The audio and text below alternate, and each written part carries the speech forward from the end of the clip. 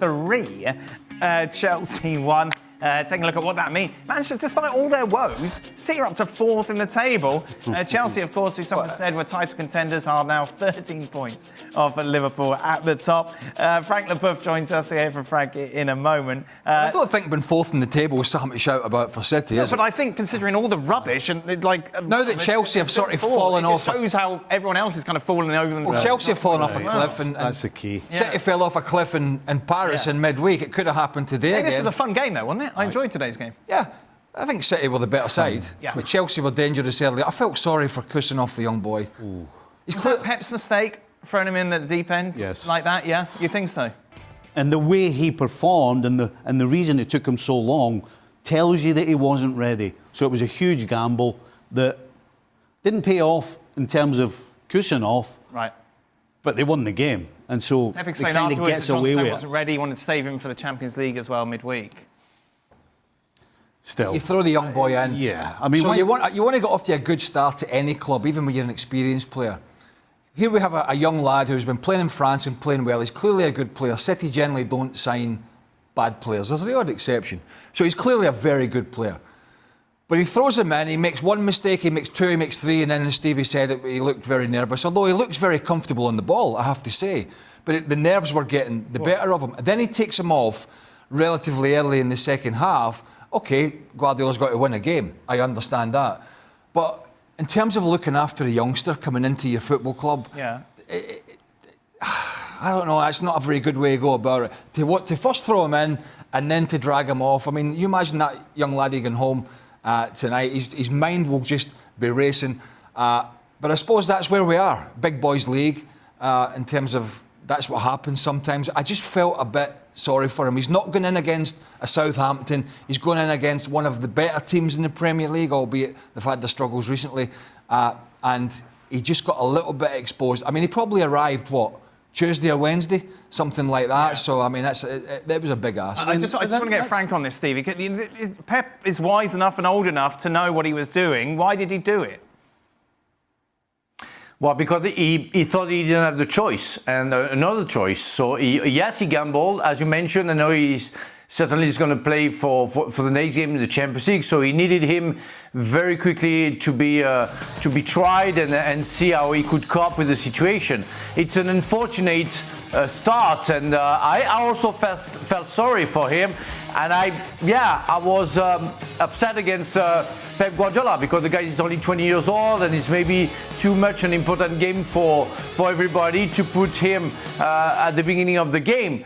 But, there are stories like that. I remember Patrice Evra having his first game in the derby, Manchester United against Manchester City. I think he made a mistake, and he had a fantastic career after that and won everything. And Lilian Thuram as well with Monaco. First game, first mistake. He had a hell of a career, so we have to wish to Kuzanov, is that correct? Or Kuzanov, to have the same kind of career. He made a mistake. Hopefully he's not going to lose his confidence. I'm pretty sure the Pep's going to work on that. And hopefully for the guy, everything's going to be forgotten I don't very think soon. Patrice Evra was ever going to lose his self-confidence. He's got more self-confidence than anybody on the planet. So that's the one negative for City.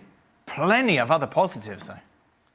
Yeah, Stevie mentioned it. Haaland taking that goal particularly well. His hold-up play, he's linking up. So with De Bruyne come off the bench, but there are positives. Foden looking a bit sharper. Nunes having to play, I suppose, right back again next to the youngsters. So they are. Kyle Walker's gone to Milan. So they are short on numbers in there. They've signed a couple of other youngsters in the back position, obviously, to come in. They're sort of further down the pecking order, but it's been a better, apart from midweek in Paris, it's been a little bit of a better time for them. But you still feel, Chelsea in the first 15 minutes created a couple of really good chances. But the decision making, and they talked about it in the commentary, Chelsea at both ends are going to have to improve. Nicol Jackson sort of regressed to what we thought he is after a very good start by his standards. And Robert Sanchez at the other end, for me, is just too much of a liability. And let's talk about Sanchez. This is a completely different Man City performance than we're used to. We're used to Man City taking 3 days to get up the field, 1,000 passes, get it wide, come back again, come back across, go round, and Haaland never gets a touch. And people have been criticising Haaland recently because he's not doing anything. Well, he's not doing anything because of the way that City have been playing. All of a sudden, they sign Mamouche. If I'm Haaland, I'm thinking, hold on a second, nobody ever played me balls in behind. He must have had 4 or 5 in the first half. And all of a sudden... Did you like Mamouche? Did you like what you saw? Oh, what's not to like? I mean, he was sharp, he looked hungry, he had desire, he had a smile on his face, he looked confident. I mean, all of those things. And of course, when they play at balls early, it completely changes the way they play. And that's why Haaland got involved all the time. And then all the questions were answered. His hold-up play. Well, he held it up on more than a few occasions. His hold-up play was the reason for 2 of the goals. Mm-hmm. I mean, it was just a different performance from City. This was not a typical performance, and that's because Mamouche played, and the type of player Mamouche is, they actually played to his strengths, which is running in behind, which, guess what? They've had a guy who runs in behind for the last 2 years and never used it. Chelsea couldn't figure it out.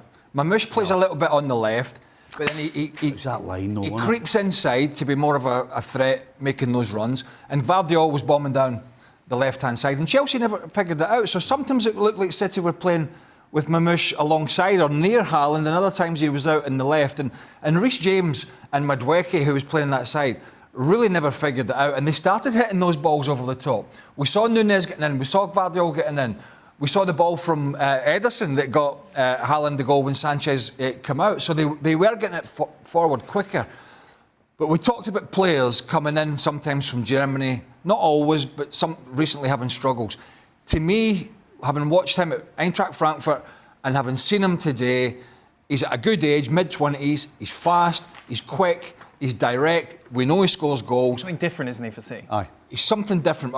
We've kind of, I don't know, people have looked at Jack Grealish and go, is he ever going to get back to that season he had when City won the Champions League? People are looking at Doku and go, well, it's kind of the same trick every time. But Mamouche is just something different. He can run with the ball, he can run without it, he makes direct. I think he's going to be a really, really good signing for them. Are you all right, Frank?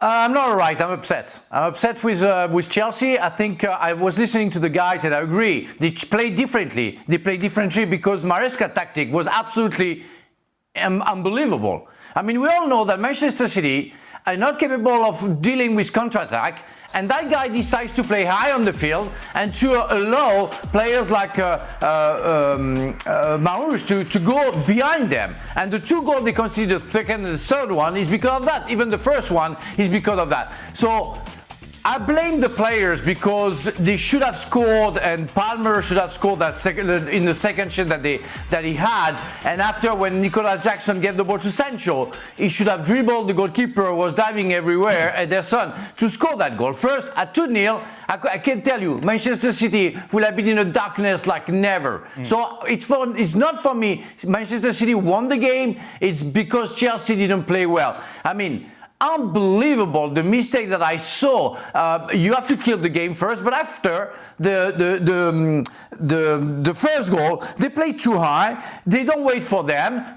Sorry, I took some notes. That's all right, but Madueke covers because he doesn't know where he has to go, and I don't know what Cucurella is doing. The guy who has the ball sees the game, so therefore you have to drop. That's an immediate reflex as a defender, and I'm sure Stevie can back me up, and even Craig, that when the opponent sees the game, you have to drop. Otherwise, you're going to be rusted. The second goal, it's unbelievable. They are 1-1 against Manchester City away from home. I mean, everything was bad. The mentality was bad. They got sloppy after the first goal. They didn't finish the game after the chance that they had, and after they played too high on the field. So that's the first time that I'm very upset with Maresca, because we all know that Manchester City cannot cope with the situation when you wait for them now and you counterattack. And Chelsea has so much weapons to cope with that and to kill Manchester City. Instead of that, he play high on the field and be caught in his own tactic. That's insane for me. Insane. When I saw that, I would say, my God, they were completely wrong. Everybody. You know he's angry when he's taking all those notes and he's gone in a rant like that. Oh yeah, he didn't even have time to get dressed properly. But I tell you, I mean this from a guy that was lauded at the start of the season or the first half or thereabouts. If this continues at this club with this ownership, he might have to start looking over his shoulder as they continue to drop down the league. Do you think Chelsea will suffer 6th, 7th, 8th in the league? You know, that good start will be forgotten. These owners, they could just pull the trigger at any time. And if you think back, recent history will tell you, when he was at Leicester last year and he won the league and he won promotion, the first half of the season was amazing. They were a country mile ahead. The second half, it started to fall apart. And at one point, it didn't look. At one point, it looked like they were going from a 12 or 14 point lead, whatever it was, to going into the playoffs. Not even automatic. And are we seeing a repeat of that at Chelsea, where he goes in, all his stuff's great in the first half, and then for some reason, whether the players stop listening or he does something different, the second half of the season falls away. It happened at Leicester last year. It's happening at the moment, and he's at a club where he cannot afford this to continue and finish 7th or 8th in the league. He can't, because they'll sack him. That would point out that he's the one that lets go. He's the one that takes his foot off the gas. He takes his foot off the gas and doesn't hold them accountable the way he probably did at the start.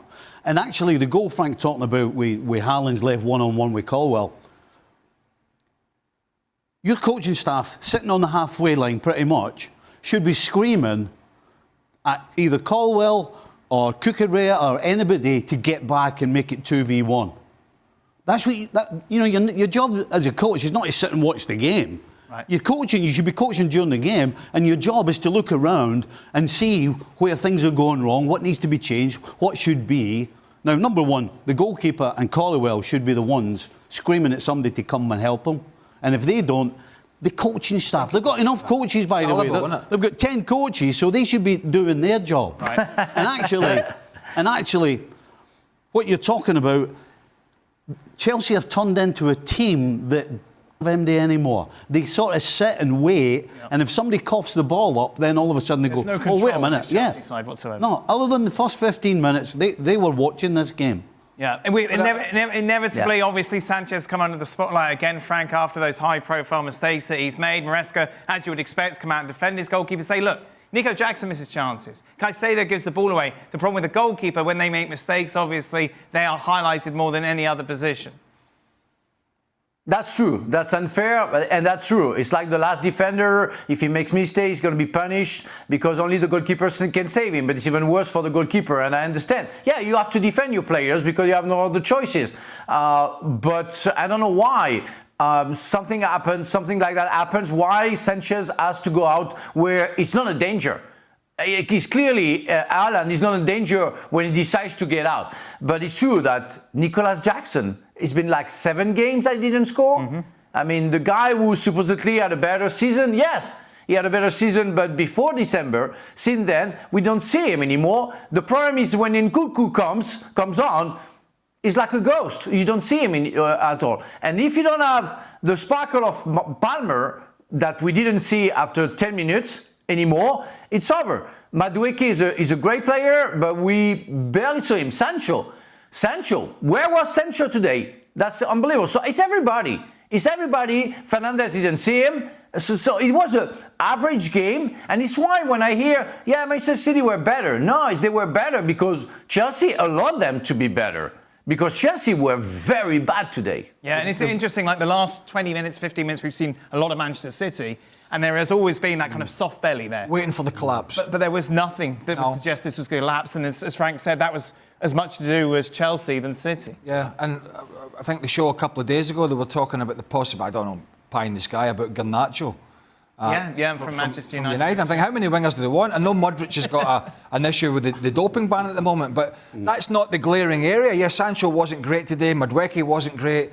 They've got Pedro Neto. How many wingers are you want? Somebody up front who's quality, which Jackson isn't, which clearly Nkunku isn't. He's been disappointing. he'll say my chances have been few and far between. So again, I find some of these rumours about the kind of players they're signing pretty strange. But ultimately, they have to arrest this sort of decline. Otherwise, he'll be the next to go. It's simply everything that they did fantastic months of the season will go swimming out to sea if this continues. I mean, that's how brutal it is in the Premier League. Right now.